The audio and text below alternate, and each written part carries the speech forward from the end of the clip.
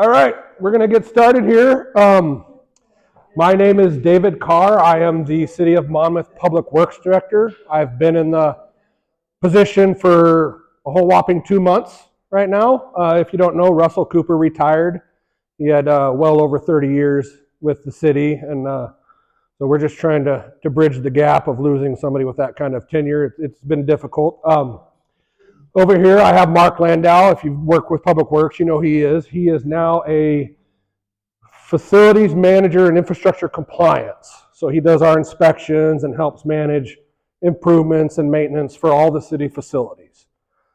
Matt Johnson is now our deputy Public Works Director. So he's working underneath me, and we actually just backfilled the operations position yesterday too. So we're still one person short right now, but been a lot of change real quick that we're trying to wade our way through. So the purpose of this, it's really high level. We get a lot of questions, phone calls, people that want us to come in and fix their sink and stuff. And there's a lack of understanding of where our responsibilities lie and where private owners' responsibilities lie. So this is going to be kind of high level. If you've got questions during this, just raise your hand. I'm going to keep it pretty informal. If you don't want to, we can wait till the end and have a Q&A too at the end. So if the question comes up as I'm going through this, I want you to ask it while it's fresh in your mind, and we can discuss it. I brought these guys here. Matt has been with the city 10 years. Mark has been, he's actually got his Years of Service Award on Monday for 30 years at the city. So we're very lucky to have guys that have been here for that length of time, and I think it kind of speaks to the department that people actually want to stay working there for over 30 years, which is pretty rare nowadays. So yeah, let's just jump into it. This is a quick presentation to go over some things. Who we are. So we are responsible for your water, handling the sewer. We also maintain the streets. And beyond the streets, it's the storm. A big part of that is doing it for storm. We have programs with the state. I don't want to get into those. You really don't want to know what those programs, it's a whole different thing. But for state permitting, we're required to, our street sweeping program is in support of our TMDL, which is total maximum daily load on storm water. And there's thresholds we have to stay within at the state level. So all these things are done to help us stay in that sweet spot with the state in our permitting. Parks, we have 10 parks in the city of Monmouth. I have lived in this town, well, let me back up a little bit. I'll give you a little history on myself. I've lived in this town for 41 years. I've moved here when I was 12 years old. I went away to college, obviously, to Louisiana, but I've always come back here to this town. When I married my wife, we had kids, we bought a house. My parents got older, I bought their house from them so they could stay living and not have to. My dad was a computer engineer for BP and got hit really hard during the Gulf spill, lost most of his retirement. So I do that in an effort to give my parents a place to live and support them in the last few years they've got. But where was I? Lost my track there. Bear with me, I'm a little scatterbrained. My brain works a lot faster than my mouth. Parks. So I said that because I've lived here for 41 years. I started at Public Works 7 years ago. I didn't even know about half of these parks. There's some pocket parks in neighborhoods that are not adjacent to city right-of-way that just, you don't see them when you're driving by. You've got to know they're there, and they're really nice parks. Do they have signage so people would know where they are? Yes. Not at every entrance point to the park, because some of them have, let's take Madrona Park, right? That's a big frontage park along Madrona. There's alleys, sidewalks that go out to the north and to the west. Yeah, there's some, Southgate is one that kind of gets missed. It's on the south end of town at the end of Southgate Road next to the church down there. So there are some really nice facilities that honestly a lot of people just aren't aware of. So if you haven't been to MRP Park lately, which you should, we just got the building permit finalized on the new restroom today.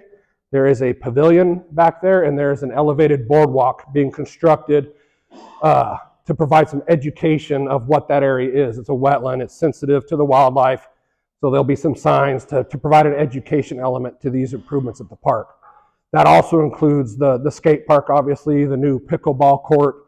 That park is really, we've invested a lot. We had grants from Oregon Parks and Rec Department, is where we got the money to do most of it. But that park is really turning into a nice park, and we see it every day because it's right outside our office. The skate park is used way more than I think any of us really anticipated it would be used.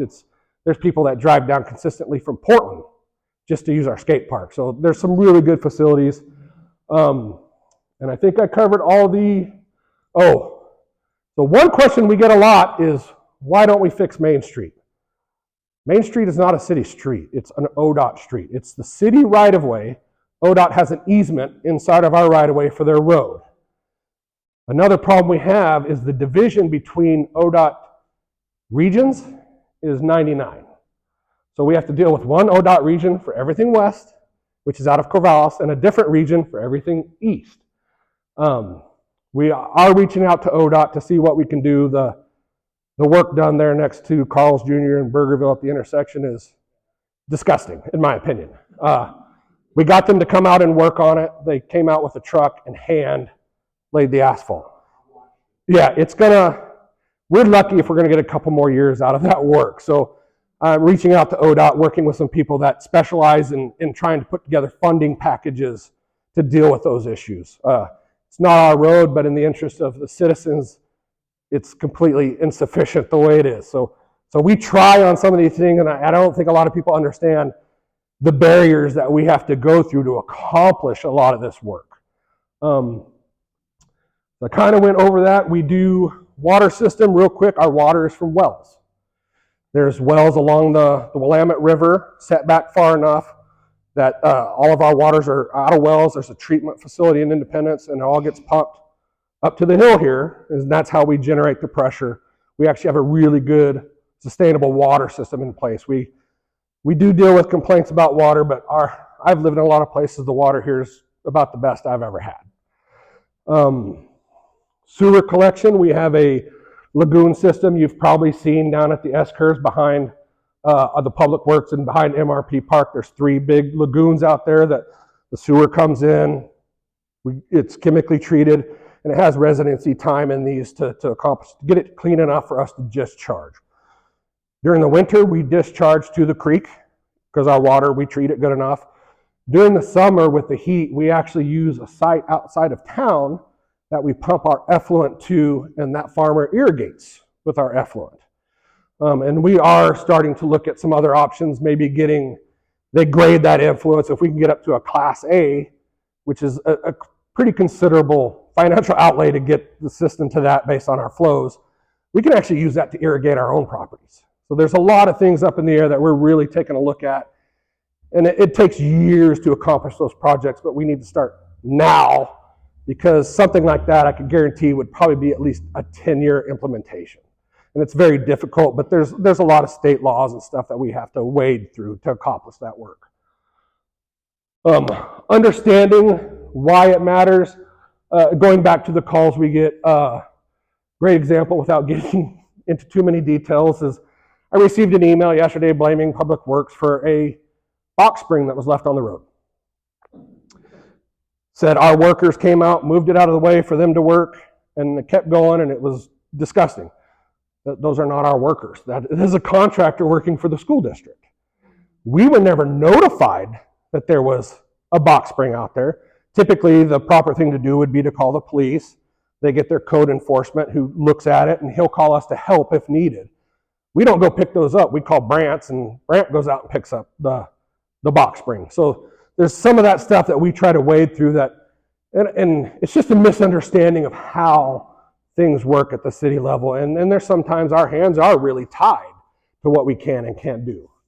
Going to the next one here, and you guys can jump in too if I'm get squirrely here. Our responsibilities: water mains, distribution lines, sewer mains and manholes, all the storm catch basins, our points of outlet at the creek. We maintain all of that. That's just not something you see on a daily basis. We maintain sidewalks along city-owned property. So this is City Hall. We're responsible for this sidewalk. Fire hydrants. We We exercise our fire hydrants on a schedule to make sure they're ready if the fire department needs them. And vegetation control in the right of way. If it's, if there was a grass strip out here, we would be the ones mowing it and maintaining it and keeping things up to a certain level of service for the city. So the property owner's responsibility, so when the water comes into your site, it goes to a water meter. The property owner is responsible from the back side of that water meter to their house. That is all private. When we go out and do work on a water meter, we try to put a customer valve on the back side of that, so if you need to shut your water off, you can go out and shut it off, because if you reach on the other side of the meter and shut it off, that is illegal. We just had a plumber shut one off 2 weeks ago and broke it. So we have to take our money and go out and fix it. It's an emergency, right? We have to provide service to these homeowners. So sewer lateral, the property owner is responsible from your house to the main out in the street.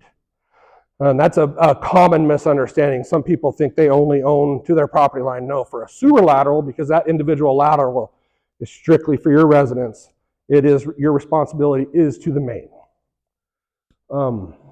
Driveway approaches. Mark is really good. He goes out, identifies. You'll get a letter from him if your concrete around your house, your driveway needs to be fixed. The problem we're having right now is all of the ADA and PROAG requirements are changing monthly.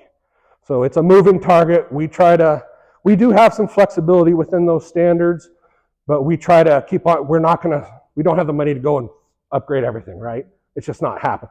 So how these things get built is when you pull a building permit. So if you do a building permit and the cost of your permit is above a certain threshold, and I don't know what that is off the top of my head because that's the planning department. I'm not part of that department. That would trigger those improvements. Now they can't be so much your project doesn't make sense. There is they call it a rational nexus, where we do an analysis of what those improvements would cost you versus the cost of what you're doing. And it came out of a case in Florida where a guy had a building permit and the city made him build 3 miles of water line. He sued, he won. Now we have all this rational nexus, which I feel is appropriate, right? Most of things are built by developers, but you can't burden residents in the town with those, because this is an older town. There is a lot of grandfathered improvements that were done. A lot of these standards didn't come up until the last 10 years, so people go around and say, well, my neighbor's not doing it. Well, great examples, my house was built in 1912 here in town.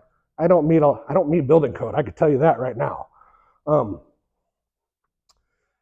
Let's see. The other thing that people don't understand is the trees in front of your house in the right of way is the responsibility of the property owner. The only caveat to that is you cannot remove a street tree without city manager approval. Those are put in as an offset to when you pave a road and you put a lot of concrete in, it gets really hot, right? There's a reflective coefficient that we try to offset with street trees. Keep the shade, keep temperatures down. Asphalt gets hot. I don't think people really understand how hot it gets on some of those sunny days. So everything else inside your house is obviously not public works, and it really kills us when we get people that can't do the work themselves and they ask, and I'm like, legally we can't do it. So we try to put them in touch with people that can help them. It's not a recommendation of contractor. It's people that work in town that can get out there quick and help these people. Most of the time, those fixes can be done in less than a day. We go out, shut the water off, and they call us and we'll come turn it on when it's done. We respond to those things typically, I would say, well under 10 minutes for a water leak, which is pretty rare.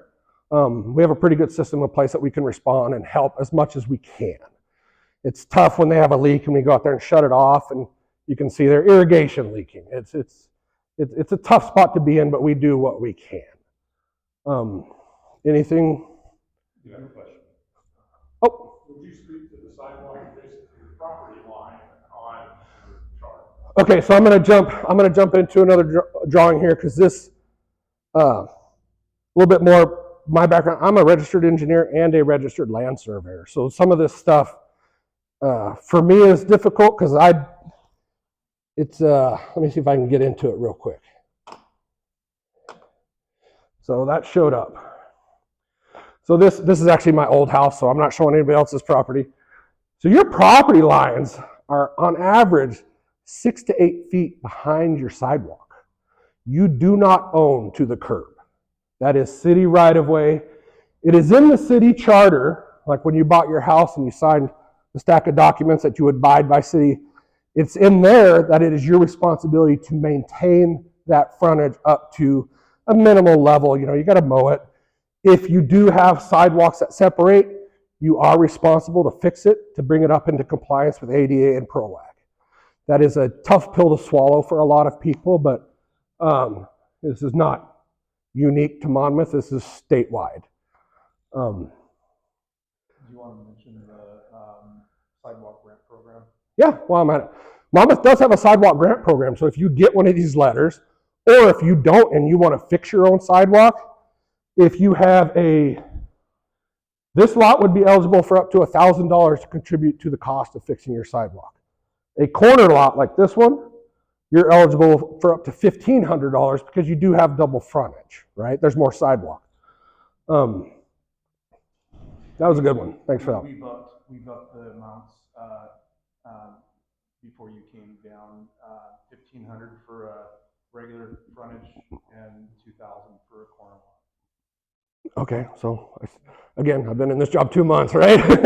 I was the city engineer for about a year up here, so I wasn't down working with these guys. So there's some things that have happened. So $1,500 for your frontage, $2,000 for a corner, which is, there's not a lot of people that take advantage of that program.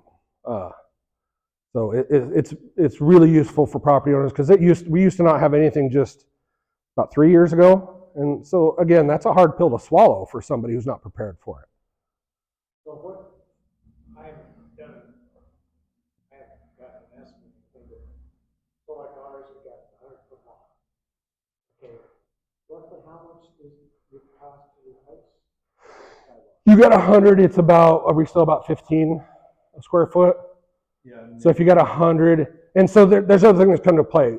If you are in an older part of town where they have the smaller sidewalks, we let you keep those. Some cities would make you put in 6-foot wide sidewalks regardless of anything. We try to keep it in conformance with the rest of the neighborhood. So it looks, you're down by Gentle Woods. Okay, so the narrow sidewalks are typically over in this part of town. So you're talking $15 a square foot. So if you're 100 by 5 foot, 500, that's $7,500. Yeah. The cost of construction materials post-COVID they haven't gone back down, right? Everything got brought up and it stayed up. What about new sidewalks? Like on Church Street, I guess they dug up and they put the sewers in, but they didn't put new sidewalks. Will that be the responsibility of the homeowner? Yes. And is that why they didn't do it at the time? The homeowner didn't want it? On the south side of Church Street? So that sewer was put in to provide the service to Sunset Meadows, which is the new subdivision out there on the south side. So there was no permitting by any of the neighboring property owners as part of that. That developer paid for that improvement. There's not curb out there for sidewalks out right currently. So, you know, that would be a bigger project. That would be putting in a storm system, curb and gutter, and then sidewalk. Yeah, it's not, I appreciate the question, but you know, everybody wants sidewalk. Well, that's not an easy thing, right? Because once you put in the curb and sidewalk, you're changing how that stormwater runs off, and you have to provide the adequate capacity to convey that so we're not faced with some of the flooding issues. We have some areas localized flooding, mainly up here's a big one, but that's ODOT right away again.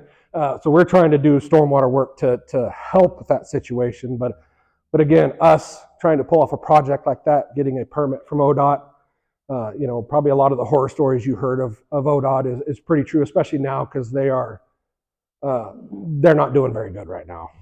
I think we've all seen the news articles. Yes. Do city codes and ordinances apply on Central School District property?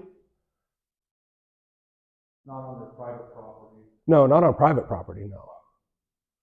I live adjacent to MES, and I come from a building background, and things that I would not pass code.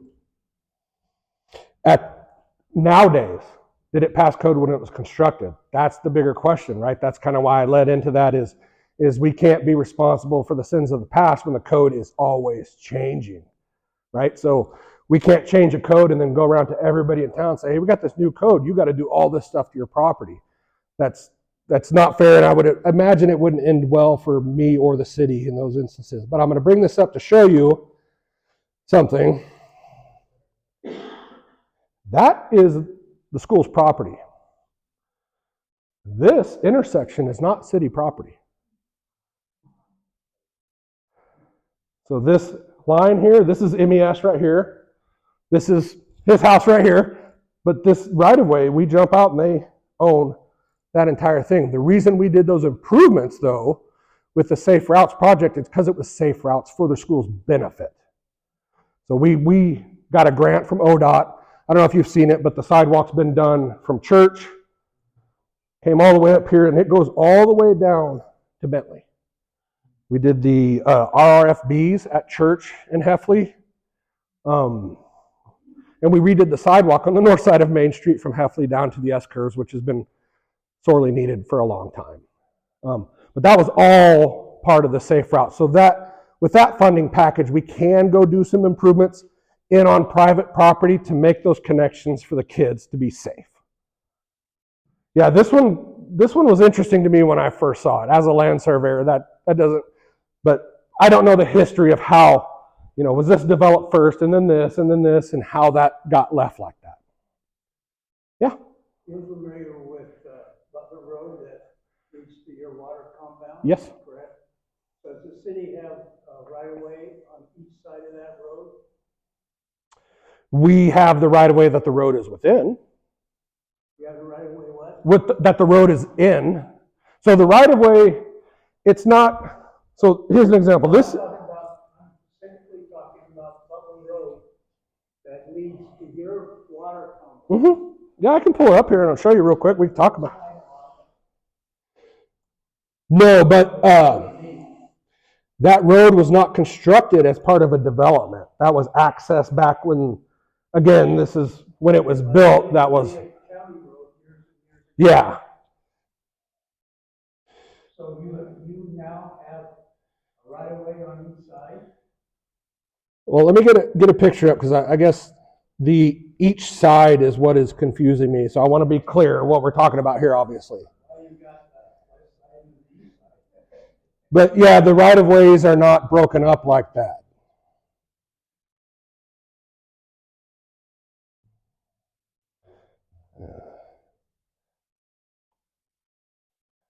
This does not want to act fast. That's Western.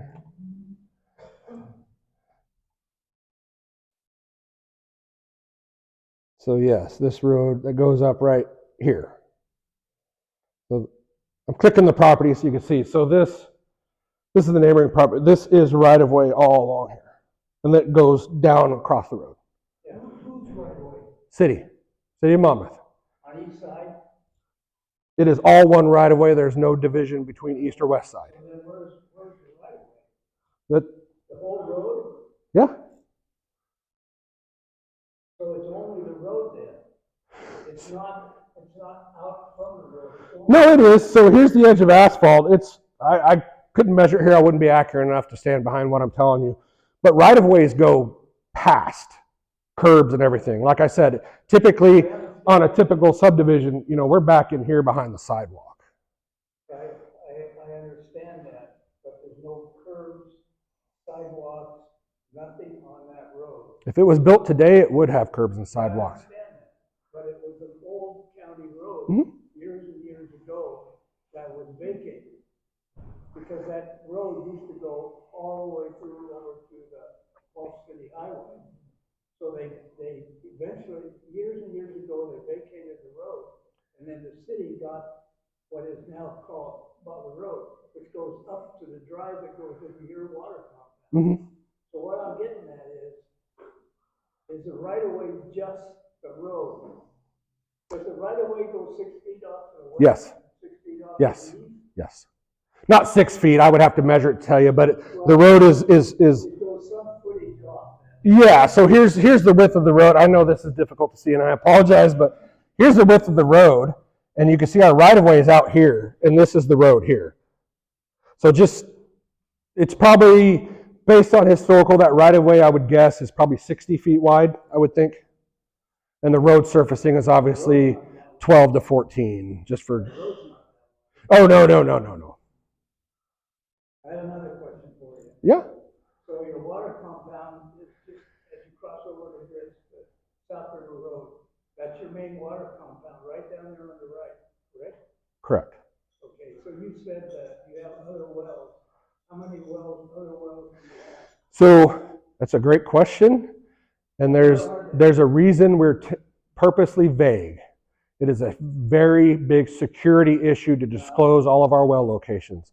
And I get your question. If you want to come down and talk, I can show you. But and I'm not trying to blame COVID for that. But during COVID, we had people that just were pulling into our public works, dressed in black backpacks, masks on, going around, and we tried to shoo them out, and it got to be an issue. And there were some. Did you want to talk to that? I was just saying, we have 4 wells total that we're utilizing right now. Yes, and yes.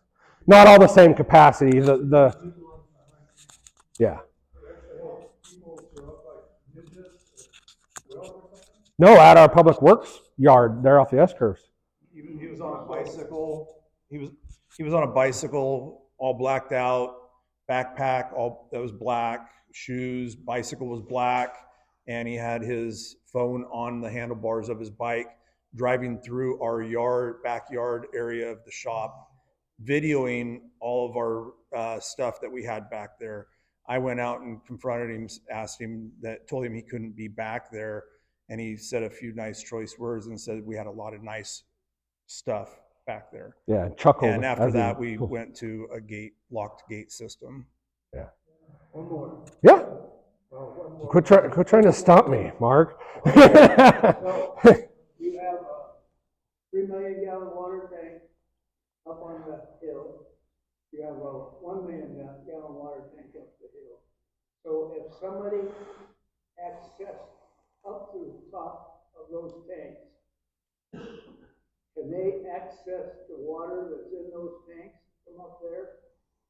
They're secured, right? Yeah. It's fairly secured. I don't, again, like what David got to, I don't want to give away any vulnerabilities, so I don't want to speak to that level, especially in the public forum, but we have taken as many security steps as we can to make sure that water's safe. Well, wouldn't you have like a big hatch up on top of the tank or something that you can open to up? You have a gauge on the side of the tank, right? So is there a way that the top of the tank can be opened up? Again, I don't want to give away the details of how our system works and how people can get into the tank. So What I'm getting to is, if somebody, I've seen people, well, it's been quite a while, but at one point in time, I saw 2 people climb up the ladder to the 3 million gallon tank and go up to the top. sure. And I was happened to be working in my yard. And I said, hey, wait a minute, what are you guys doing there? That's city Monmouth property. The answer I got was, well, we're students down in Western Oregon, and we're going up here to do our homework. Yeah, well, that was a good thing. So the point is, and another time, they took one of my ladders and placed it beside the tank. Remember that, Mark? And obviously, to access the top of the tank. So what I'm getting at is, if that top of the tank has a hatch or something that can be opened, and somebody got up there, is there an alarm that might go off or something that would tell Public Works that somebody was up on top of that tank? And I'm not trying to dodge the answer. I don't want to answer what we have and what we don't have, but we have every. Well, but this is a public. This is forum getting posted on being YouTube shared tomorrow. Oh, yeah, that's right. No, you're good. No, and to help explain, I take the security of this water system very, very, very seriously. That is a very heightened awareness for everyone that works in our department. this water that's in the system that you guys, it goes directly into your guys' bodies. It goes into everybody's bodies. We have to take it as serious as possible and to protect it as much as possible. So we have a heightened sense of awareness to make sure that people aren't absolutely. We take every security risk. So. My only concern is that there, I just cited one case, and there's been other cases where they climb over your fence to get into your cell tower, or climb up the cell tower. So that hasn't happened for a while. I've got a lot of no trespassing signs and things, which I think it's got a lot of that down. But yeah, I just want to be sure we've got security, because Absolutely. that water system goes to the whole city of Monmouth. Yes. And I think if you see people climbing on top of the water tank, and hopefully you have a telephone, you should call the police department. Well, I've done that in the past when I see people out there too, but You should do that. You shouldn't take that upon yourself. So yeah, I mean, considering all these things, there's a lot of nights that we don't sleep very well because there's always something we're concerned about. It's nothing that we need to disclose, but there's always things that somebody does something, you're like, oh, that could have been this, and we could have really had a problem. So there's me having grown up here, Matt takes it very seriously, Mark takes it very, having worked here as long as we have, and there are a lot of sleepless nights, especially when you have storms and powers going out. the other thing is that every so often the city police officer will come up there. I've also talked to Isaiah Ames about it. Mm-hmm. So he's aware of the sending somebody up there on it. Well, the other reason it's important to call the police is those antennas that's what the police use for their radios. It's what we use for our emergency radios. So there's more than just water considerations up there too. Yeah. I don't know, you may do this, you don't have to disclose it to you, but blank cameras, that kind of thing, are inexpensive, and they notify people and they record people. So I hope that some of the technology is being taken advantage of for what. Yes. There's. I will tell you, a big issue we face is the vandalism at our bathrooms in our parks. It's been very interesting to try to get cameras to catch people without pointing them at the doors of the bathrooms. There are cameras around a lot of our facilities. It's privately accessed. And that's with help from MyNet. MyNet is really good about helping us when we have issues trying to, and the police department is too, to get cameras to monitor things like that. Because we've had patterns of issues over time that we've been able to go back and pull video and help the police remedy the situation. But kids are kids too. They're going to paint fences. They're going to tag this or that. So we do what we can to mitigate those. Is there any more questions? Yeah, go ahead. Our main water comes from across the bridge. Is that true? These other, there's two pumps over there, Yeah. and the other two that makes four are they on this side of the river, or are they down? There's one other one on the other side of the river and two on this side of the river. And our main water coming across the bridge is what, in 8, 10 inch? What size is that? I think it's 10 or 12. Yeah. Okay. How many gallons per minute are we pumping through those lines? So how much are we actually pumping or well? I guess you calculated how many gallons each household. Right. How many gallons is the average household? It can vary, but I think the national average is about 150 gallons a day-ish. Per family or per Yeah, for an average family. How are we as far as keeping up with that right now? Oh, as far as how much, yeah, we are adequate for what our level of town is now and for what our UGB expansion is, but we are always looking towards the future. We have additional sources that can come online within the next 3 to 5 years. You want me to go into that one? Yeah, if you want. So we're currently working with City of Independence and Polk County on a regional water intake off the Willamette River.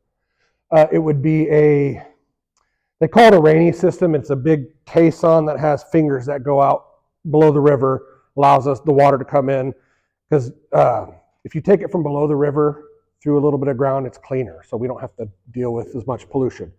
That would be a combined intake. So we're in kind of preliminary study, drilling some test wells to kind of verify capacity, because those are designed for 2,000 gallons a minute type situations. And how far out are those systems you're talking about? Are they- I think everybody's talking about the 3 to 5 years. It kind of depends.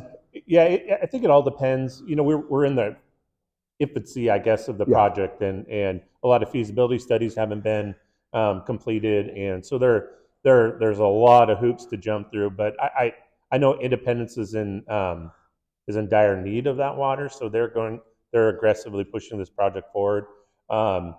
We aren't as in dire needs as they are, and we also have other sources that we can develop in the time being, some other groundwater in the in-between time sources. So so we're very adequate now, and we're very adequate for the near future, and we're aggressively looking towards the mid to far future as well. So we're did you want to talk about like master planning and how that works? Yeah, too? so typically what you do when you're trying to provide utilities is you plan for at least 20 years out. And you can take averages of how cities grow. They don't always grow that fast, but we get master plans in place that are put together by engineers that do entire city planning. What we do is that gives us a list of projects to bring us, if we're below capacity, things we need to do to get us up to capacity. And there's also recommendations to get us up to the next tier of capacity. So what that allows us to do is plan for that in our capital improvement program and set aside funding to accomplish those projects. Right now, we're a little behind on some master plans. That's one of the first things I'm trying to do is get updated master plans. Our sewer master plan is from 1988. Stormwater master plan does not exist. So there's a couple big hills we got to get over, and when we do that, then we have really good direction on what we need to do to maintain our level of service. Okay, so all of this, the stormwater Uh-huh. and sewer and public drinking water, we're all sufficient to keep up with the slow incremental growth of the city. Our current system is, yes, and we do have, besides the combined intake with Independence, we have other exploratory wells that are in place that we could connect to our system that would provide us additional capacity if we find ourselves in a short window we would need it. There would have to be a lot happen in this town real fast for us to have to pull those online, but they're out there. We clean them, maintain them, pump them, just as our little insurance policy, right? We got to have that capacity. They're not fully developed or anything like that. We just actually pumped them within the last 2 months as a test, and in between 3 of them, we're getting over 2,000 gallons a minute. So we have a really short window we can bring that water in and supply it if needed. We work really close with our fire department. Our current system is completely adequate for residential consumption, but also for fire protection. We did some upgrades at Western when they did the road to put some additional fire hydrants because some buildings were technically out of fire compliance. But with having the hill over there that have the reservoirs, that elevation creates enough pressure. We have really good pressure and flow rate. A lot of this around here, you'll probably see 60 to 70 PSI in this area. Fire flow requirement is 20 PSI. So before I came to work here, I worked on as a private site engineer. I used to develop subdivisions I've done them in Portland, Gresham, I've done them in Joseph, Oregon, all over the state. Our water system here is about one of the best ones I've ever seen. We're still doing fluoride in our water for City of Monmouth. Is fluoride added on your part? Mm-hmm. Yeah. Sorry, any more questions? I know water is a big deal, so I'll answer water questions all day long because it is gold to cities, right? Water supply and being able to provide water. There's cities, and I'm not talking about Independence, but there's cities in Oregon that are going to struggle with this in the next 5 to 10 years. And it's worrisome. Yes? One thing after this gentleman's question, I'm not going to sleep tonight worried about the security of our water. But just a quick question, and sorry you know, our water is hard, so hard, and then there's a lot of buildup and all of that. I think that's what it means, is that that's hard. Is there anything the city does to try to, is there anything the city can do, or So- is so- that just kind of? So let me answer. Can you repeat the question back just to make sure? Oh, yeah. So she asked, our city water is hard. Is there anything we do to mitigate that? So I want to come back to something I didn't really touch on. We can sample at the meter. A great instance of this is, I mentioned earlier my house was built in 1912. The condition of the pipes in your house contribute a lot. And we do not have the ability to mitigate if you're in an older house. My house has galvanized piping in it still. I haven't had a problem with it. I don't want to touch it because once I touch it, I'm going to have to touch everything probably. Well, there could be bad construction too. So what you can do if you're having a consistent problem is you can contact us and we can provide you to take a sample inside your house and send it off to get it analyzed to see what the real issue is.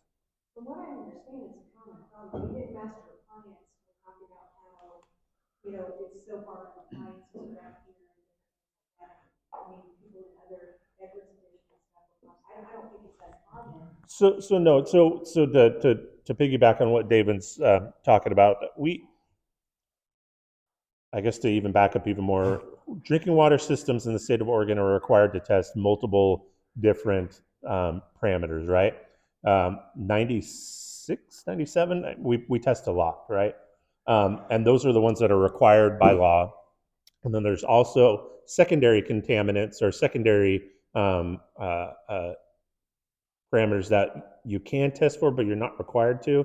And there's no treatment requirements depending on where those at. And that's where hardness lays. It's not a required test and there's not required treatment for it. So a lot of cities just don't even test for it. We test for it once a year just so we have an idea of what the hardness is of our water. Our water is in that moderate level. It's not in the severe or the, anywhere where it would necessarily cause any major damages or any people would need treatment, but it is moderately hard. So you would see it, you would notice it. The soap doesn't lather quite, like you'd want. So, but since it's not a regulatory issue, it would have to be something that the citizens would have to want to invest into the treatment. And the treatment is expensive. It's not able to be done with the current treatment that we have, and so it would be a significant step in our process to take care of. Yeah, go ahead. And you don't see this very much around here. I grew up in Central Kentucky. We had a whole house water softener. Right. Because the water, trust me, water here is not hard. Water in Central Kentucky, that's hard. And So- and so, that's. Right. We all got our things, yeah, but it's just like, wow, when I look around my sink, so I just thought I would. Yeah, no, and it's something you could do is get Vulcan and put in a water softener. Before you ever probably would be cheap, but they rock salt in for you. So there are other things that do happen that can cause particles in your water. So our water mains have a lining on the inside of them from conveying water for years and years and years. A car drives over a fire hydrant and the water shoots up, it causes water hammer. Well, that gets the particles to break off the inside. And then we get calls about, my water's brown. It's turn it on, let it run for 15 minutes or whatever. If it's a health condition, you would be notified by us. We're required by law, and we can get in a lot of trouble if we do not inform the public in the required amount of time. There's a lot of requirements that we try to stay within the lines on. So no, that's a great question though. Thank you. Is there any other questions on this, or keep going just a little bit? Because we talked about the water meters a little bit earlier. This is a drawing schematic of a typical water meter. This is where it comes up from the street, from the city to this valve. The city owns to the back side of this meter. So we're responsible for all of this out to the main and where it comes from. Like I said earlier, not every house has this, but as we we went through a few years ago and updated a lot of our water meters to automatic reading.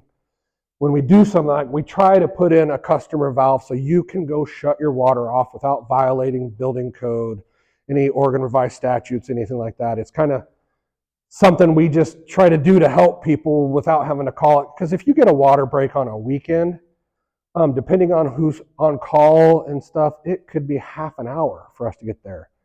You know, we had a lady call last week that the ice maker line behind her fridge broke, spraying water everywhere. We were able to get out there in less than 5 minutes and get it shut off. And then she called us back at 3 o'clock after she repaired it, and we get it turned back on.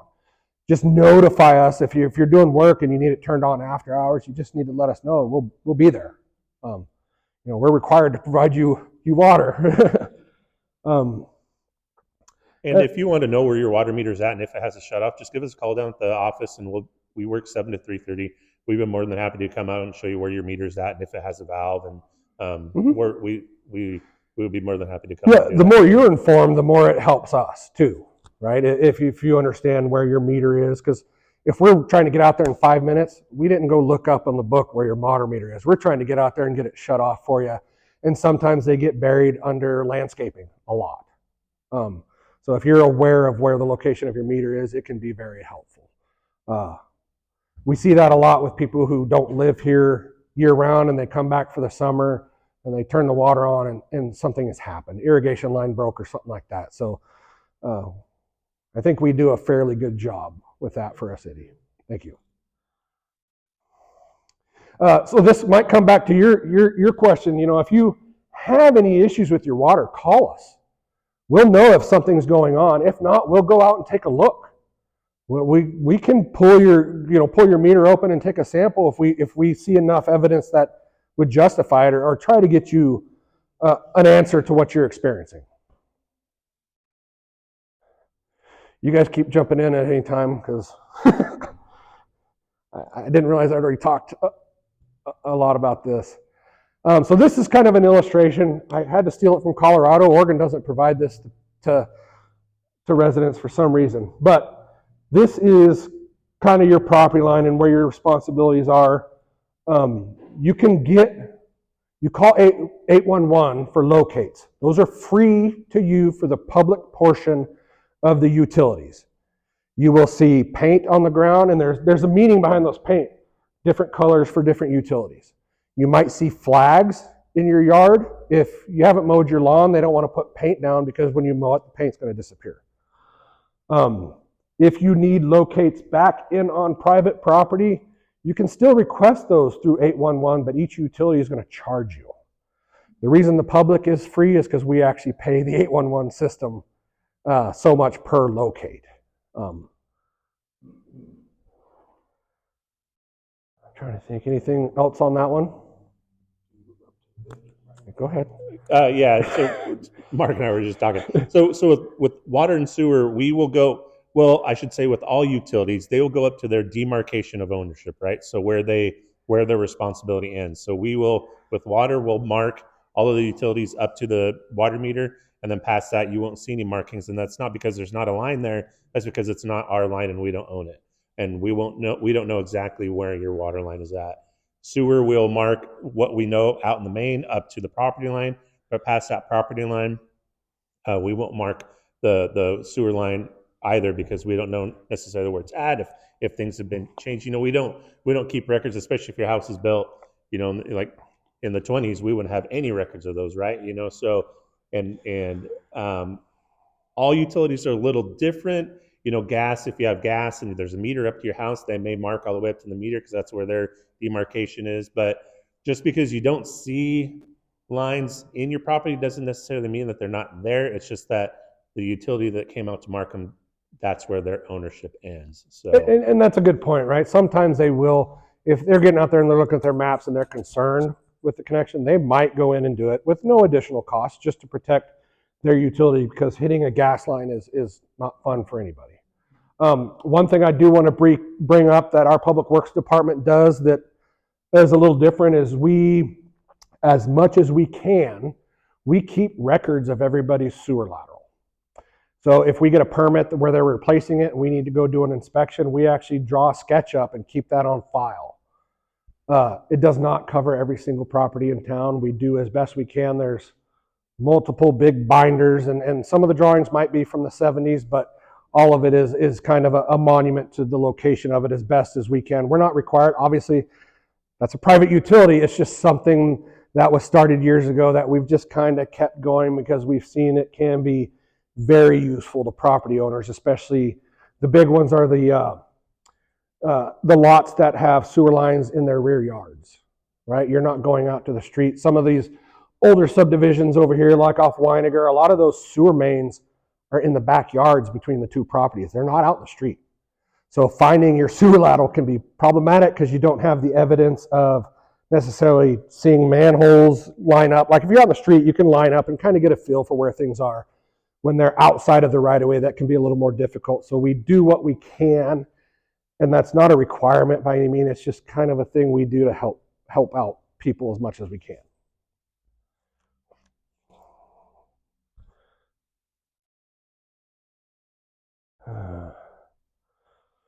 Stormwater. I'm going to go through these because I think we've kind of talked about a lot of these already. Rain falls on your property. We still allow curb weep holes to convey your stormwater to the roadway. So if your gutters are just on the ground, we allow you to connect those and take a pipe out to the curb and get it out into the street. There's not a lot of cities that allow weep holes. I've never seen, as an engineer, the problem with it. We can't go retrofit and put storm mains in every road. I mean, we hundreds of millions of dollars to do something like that, and that's just not realistic. So we let some things, it's not illegal by any means. You know, we live in Oregon, the only thing you can't do is collect your rainwater because it's waters of the state. If you haven't known that, that's we do maintain all the storm facilities. I've not run into private storm lines very much outside of Western Oregon University, right? They have a whole different thing we deal with on their campus. We have multiple outlets at creeks that we do monitor. We're required by law to monitor and report. Ash Creek is the main receiving body. There's an outlet off 16th Street under the bridge. We try to get it in an area it's easy for us to access because we go through and add rocks to it due to erosion and stuff like that so the pipe doesn't start. We actively maintain these once a year. Those are the things you'll never see us out there because we're underneath the bridge placing rocks. You might see some guy throwing them off the bridge to the guy down below, but people managing their own rainwater, you know, a lot of flooding on your property is simple as dirty gutters in Oregon, right? That's a big issue. So it's on, if we see an issue on private property that's causing an issue out in the right, we'd contact you. We don't aggressively go around and fine property owners. We try to work with property owners to alleviate these issues and educate them so it doesn't happen again. One thing that I noticed that we don't have in here that we might want to talk about is that, you know, these storm systems, they do go directly to the creek, and there is some treatment, but it's fairly minimal. So if you do see, you'd be surprised, we do get it a lot. If you're ever around town and you see somebody dumping something in the storm system, please call us. We get it. Surprisingly, a lot of people dump. They just don't know any better, maybe. It's usually not a malicious thing, but you know, people have a tub of dirty water or whatever, and they pour it in there. You know, it could be it's going directly to oil changes are a big one. People pull their car right over the catch basin and pull the plug. So if you could do a favor, call us and let us know if you see anybody dumping anything in the storm system. Yeah. Yeah. Oh, I could be here all night telling you stuff we've seen. So I'm washing my car. I have sudsy water.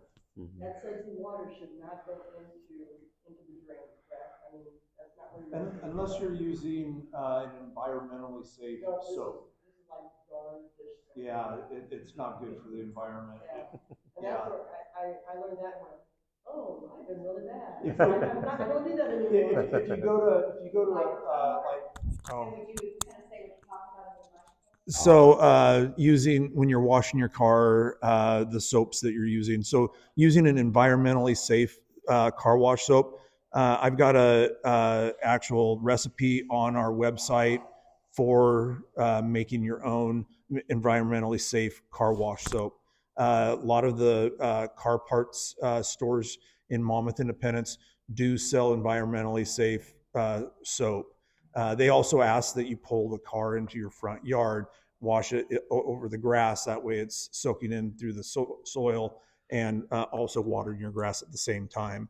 But yeah, Dawn, those the other dishwashing soaps, they're not environmentally safe, and that stuff goes straight to the creeks. Yeah, if you wash your car and your lawn with that kind of soap, it's a really good way to get earthworms. The soap brings them up to the top. So my kids fish a lot, so they pick them. Yes. Right. The city does really well at posting stuff on Facebook and online, really things that, these are great things, that I don't know how all that works together. That's her right there. Well, I'm actually inspired by what you said. Yeah, that not only will we post the links to some of this and follow up on the discussion page for town hall, but we'll also probably, bring this to light on Facebook. Yeah, that public outreach is kind of a new thing for the city, and that's why Saber was brought on. She handles that, and we coordinate, and she does really good at going around taking pictures of progress through, as projects get done, like the MRP bathroom and stuff. I'll let her, hey, they put the roof on, it's a good time to come take some pictures, and so we have all that, and she does a great job, and I rely on her a lot to push information out because I don't have the time. I'm not a Facebook person. Yeah, I did watch that. So just so you know, we have roughly 34 to 36 outfalls in the city of Monmouth that go to the creek. Different creeks. Different locations, different creeks. We've got the North Fork, the Middle Fork, and the South Fork. And so roughly, and our crews are going out there making sure that they're free, clear, so we're not going to have backups, and there's no damage on the end of them. And that way, when we do have a storm event, then it's flowing and not getting backed up onto the streets. And we go through and clean our catch basins on a program. Most of those do have, if you look at them inside where the pipe comes in, they'll have a turn down. What that does is it keeps the Circle K cups and stuff like that get thrown on the street from going down our storm system. Not all of our catch basins do. Some of them are flow through, but at some point there is some element. I hate to call it water quality, but pollution mitigation is probably a more appropriate term to keep those from, because the state comes out and looks at the creeks. ODFW comes out and takes samples of the creeks. If we're outside of our permit, we get in a lot of trouble. And it's going to cost us a lot of money. So we do the best we can with the facilities we have, and we upgrade them incrementally. If we have catch basins that have been in there for 30 years and they start to sink a little bit, we got to get those replaced, because if we don't, they take the curb down the street with them, sidewalk, whatever's around them. So we try to do that as best we can. Yeah. One thing that I didn't know and I started doing because you all are putting reports is in the fall when the leaves fall and they're in the street, they gather by the sewer. And I didn't know that's bad too. And so now I wait for somebody to come and pick them up. No, I pick them up. But I push them, I'm very conscious to push them away from the sewer drain. So I think that helps people. Yeah, and that leaf program, I think I mentioned it earlier, is in an effort for us to stay in compliance with our DEQ stormwater. We pick those leaves up. If they don't, they go down there, they settle, they decay, they back up catch basins. Our biggest problem with the leaf pickup is, it's not even the leaf pickup, it's people that mow their lawn and blow it out in the street, right? Our street sweeper can only do so much. And if we get a lot of that, and it's happened, right? Whether, I was out last weekend, everybody was mowing their lawn, right? It was that time to do your low cut on it. You blow it out in the street, it's problematic. During leaf pickup, people push all their leaves against the curb and we get a big rain. Stormwater doesn't flow like that.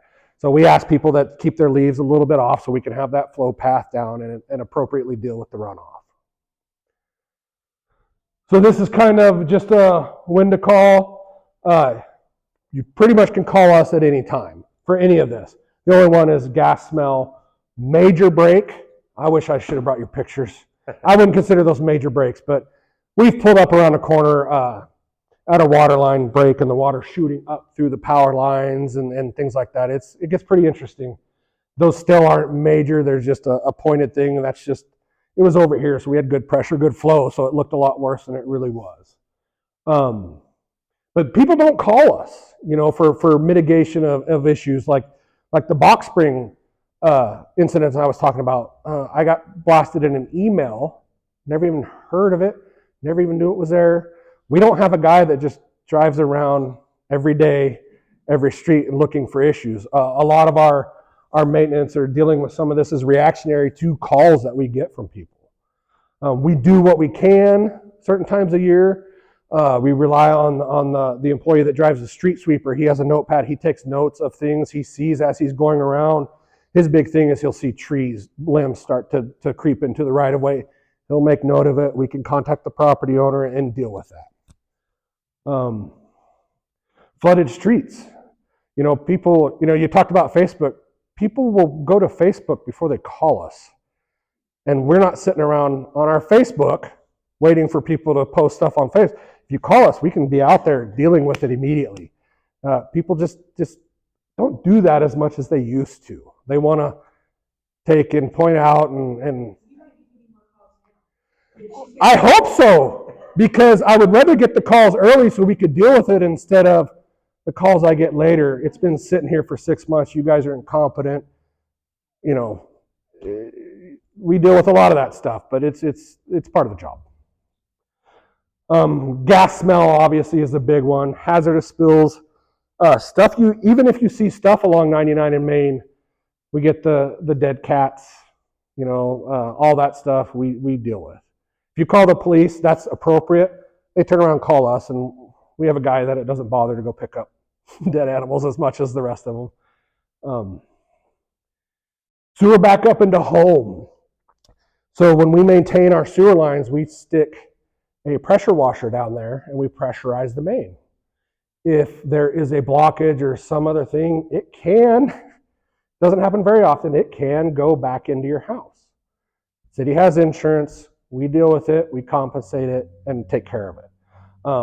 It's usually in older systems that we see that in, but we just got this system a year and a half ago. The TV and the vac truck, and so we're learning which parts of town. They have the ability to dial down pressure and some of those things as we're cleaning. If we dial it down, typically we got to do it more than once, but our sewer guy takes really good notes so he doesn't repeat the same error. And it's difficult. Different parts of town, different kind of systems. You deal with different things. The last one we had was over on Margaret, just north of MES. We were cleaning a line. There was a blockage, and it blew up into somebody's restroom. We're paying for it, all that thing. So it can happen. It's not a fun time to get those calls. Did you want to say something? Yeah, a lot of the time, the head is coming through the sewer main, the pressure it's creating, it's actually taking that water that's in your sewer lateral and your toilet, and it's actually doing a big gush of air as the head is going past the lateral. And so that's where that water's coming from that shoots up into the toilet.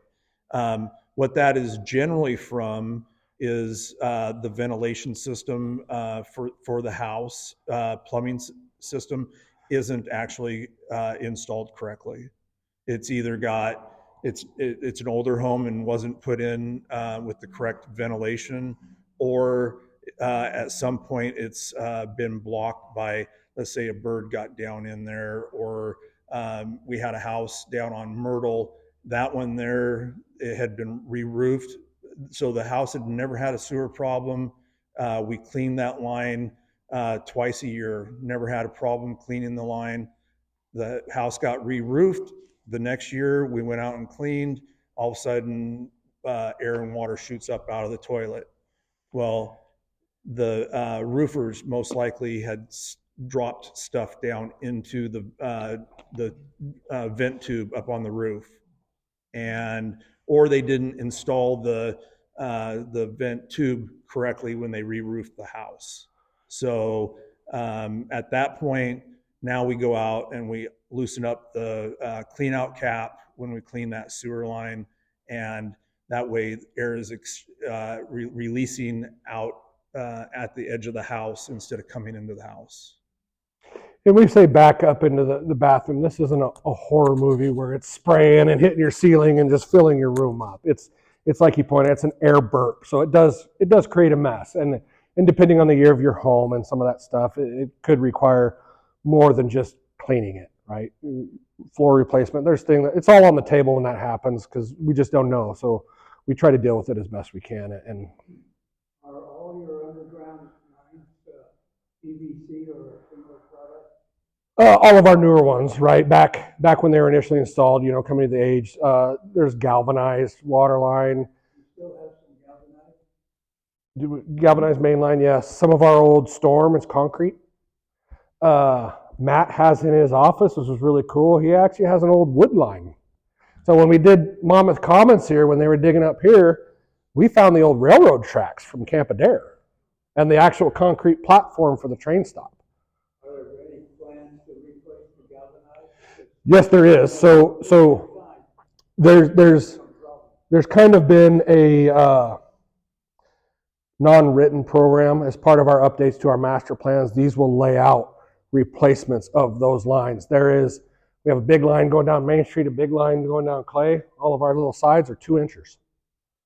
We have adequate fire because we meet it on the corners, but it just doesn't create the stability across the whole system as if you had those larger pipes. So that's a big thing for me is they call them sneaker lines. They've just been developed over time due to the age of the town. You'll have a little 2-inch that'll just run up half a block. Well, we need a main line to connect this street to this street, and then we redo the services. Like I heard you say earlier that you have the capability to look into those lines. storm and sewer, not water, because water is a pressurized system. Well, with particular the galvanized, because you know what happens to galvanized over a long period of time. Mm-hmm. But you have the ability to look into those to see. Yeah, so I should have brought Darren. That's a good. We don't have the ability to look into galvanized lines. No. You don't? No. Too small. Yeah. Oh, for the water, yeah. Yeah. I was saying we have some galvy. Water versus storm. Well, you have plans to replace them anyway. Yeah, we're going to be pretty aggressive with our water line.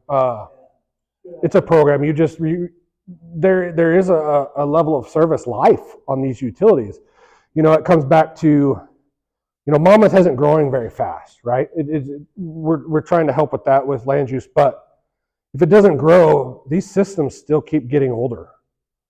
So then we need to consider other ways to get money, whether that's grants. And I'm not saying we're doing this, but I'm gonna throw this out here. It's a bad increased fees to help offset those costs to keep those utilities at the level of service they need to be for the public health. So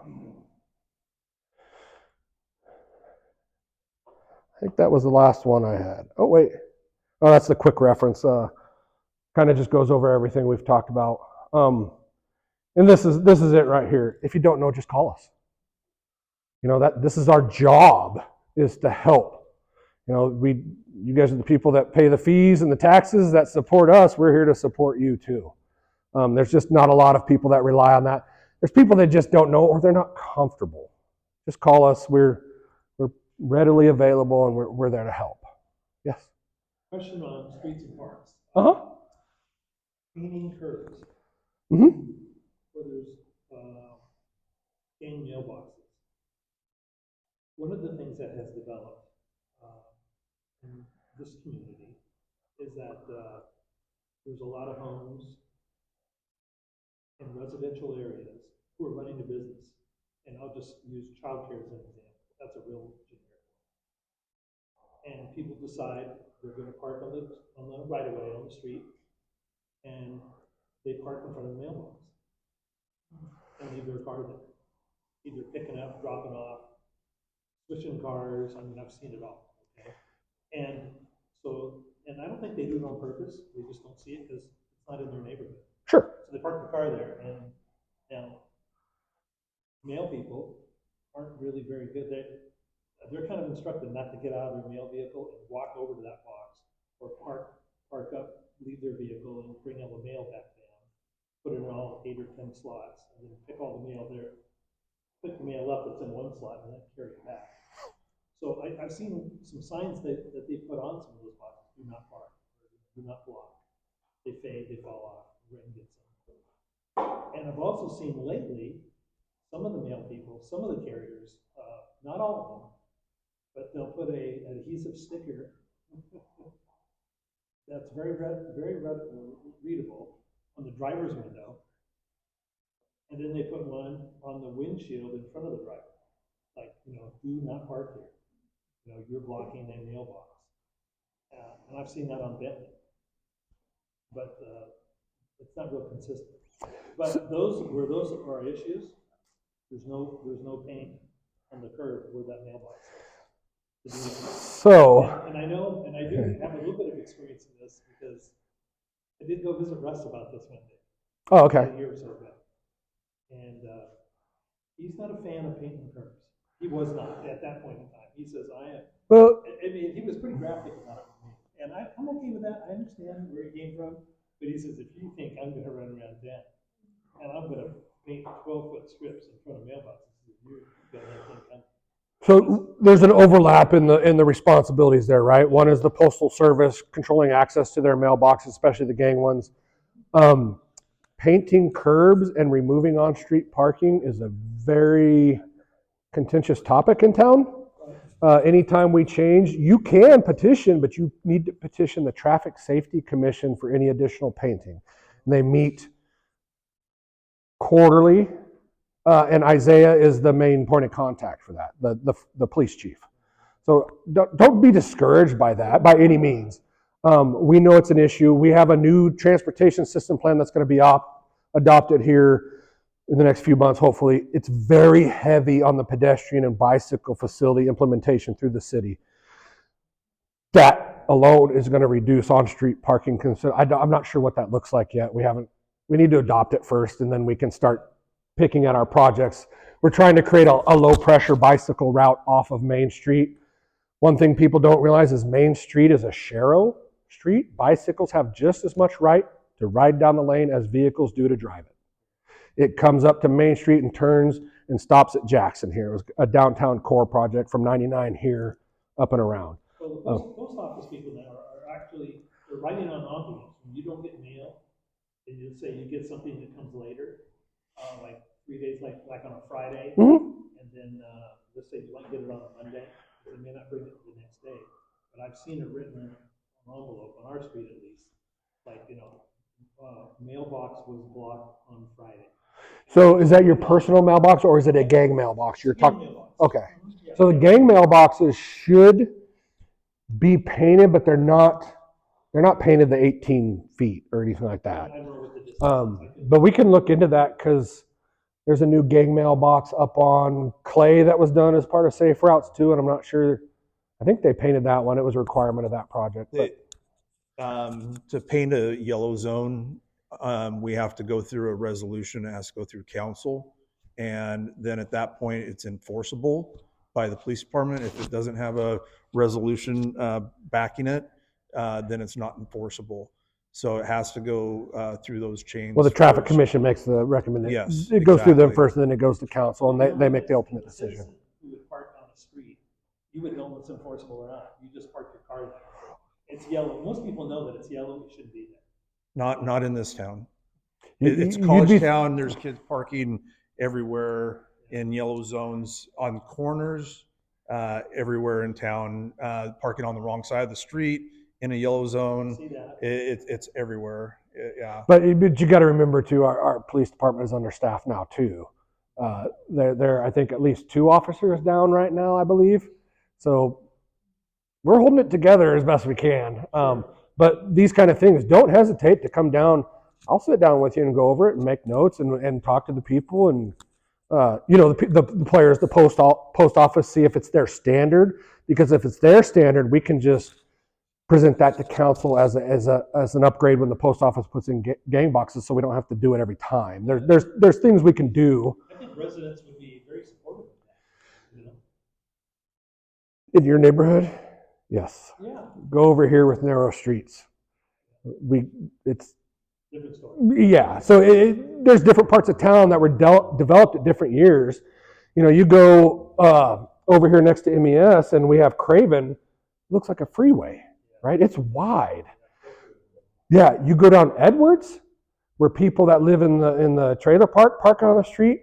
I drive a half-ton pickup. I can't get by another vehicle in there. But it's just it's we deal with it as best we can, right? I'm never in that much of a hurry anyway. That's the issue with distance and speed. Yes. And that's a police thing, especially on Edwards. I mean, Yeah. It's 25. I think they didn't have the same math teacher I did. Yeah, but they have cameras they can put out, the trailers. But again, understaffed, you've got to have somebody that's going to do that. They've got a guy that's permanently in code enforcement, Donovan, and he is so buried every day. He does it, you know what? He does a great job. He's just, oh yeah. He seems to be pretty fair from what I've seen from his interactions with people. Any idea what that happens? It's incredible. Yeah, I'm on a committee with him. I've heard some things, and I looked at him and said, I don't know how you do it. It's more than what we deal with on a daily basis. Stuff I've been involved with, that ultimately he had to get involved with, and he's actually told me, like, hey, I don't know how you did this. Because it just got all served to me too. He said, I don't know how you put up with that. I said, well, the good thing is you have a badge and you have a camera. Mm-hmm. You do. And I said, you got to share that video with your police chief, and he'd know exactly what the residents deal with.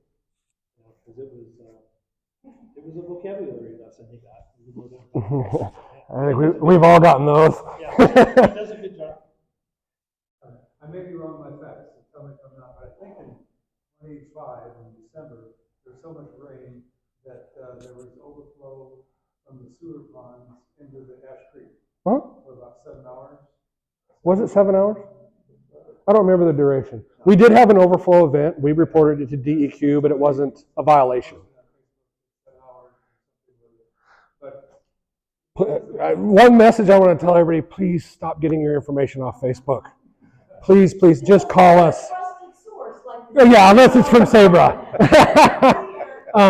So I join community chats and I see a lot of misinformation just about, they see contractors out there. They see ODOT. The reason you see ODOT here on Main Street, this is where they train all the inspectors for ADA ramps. Yeah, we get calls. Why are we doing this again? Why are we wasting taxpayer money? That's not us. So we try to point them in the right direction. But anyway, keep going. The hours could be way off, I'm not sure. But I know there's a big development plan west of the university with maybe 1,000 to 2,000 more people, a lot more sewage coming into the city. Is there a plan to build another pond? And if there is, how's that going to be paid for? Is there going to be not necessary to have a plan? I'm curious. Those events are very, very, very, very few and far between. It's not a yearly thing we deal with. You got to remember, all of our systems are built to handle a 50-year storm. We can't build them to handle 100-year storms. It's really impractical. Our system is sized adequately to serve that development. We had 3.81 inches of rain in 24 hours. Which even for Oregon is a lot. Yeah, and the next morning after the incident, when I was talking to DEQ, the DEQ rep I was talking to, she said that I was caller number 13 that she deals with city-wise. And she goes, I've got to get off the phone. I've got another city calling me right now. So at that point, at 8:30 in the morning, she had already was getting her 14th call from 14 different communities about incidents like that. It was widespread across. Yeah, it was based on that storm event, not necessarily. If you look at that development that's proposed out there, I don't know how many lots they're planning, and nobody knows because developer hasn't even approached the city about it. But if you look at the acreage available, we have adequate capacity to serve that, even if they develop it at the highest density, which I have no idea what they're going to do out there. They just haven't. We haven't gotten to that point in the process. It's just the UGB. They still have multiple processes to go through before we get to that point. We got there last couple minutes of time, but y'all can just keep on going all night. I'll keep it going, but I just want to. Yeah, no, I got it. Yeah, I appreciate everybody showing up. I'm a nerd about this stuff. I really like it. I like to. It breaks my heart when people call and I can't help them. It really, especially when you have, there's one little old lady that called multiple times, and she was so sweet. You could hear it in her voice. She was just fragile, and we can't legally go in our house. I would love to go in there and just switch her sink out, but we can't. And it sucks sometimes, but we usually put them in touch with, we have people that work on our systems doing stuff that we can't do. We have a good selection of contractors that are affordable and are quick to respond. I'll give you an example is one of the ones we use around town that they work on our booster pumps and stuff is Valley Electric. I had a bird in my attic that swung on a power line and snapped the line, lost power to the whole upstairs of my house. I didn't call them first because they do work for the city. I called 3 other people. It was going to be 4 to 5 days.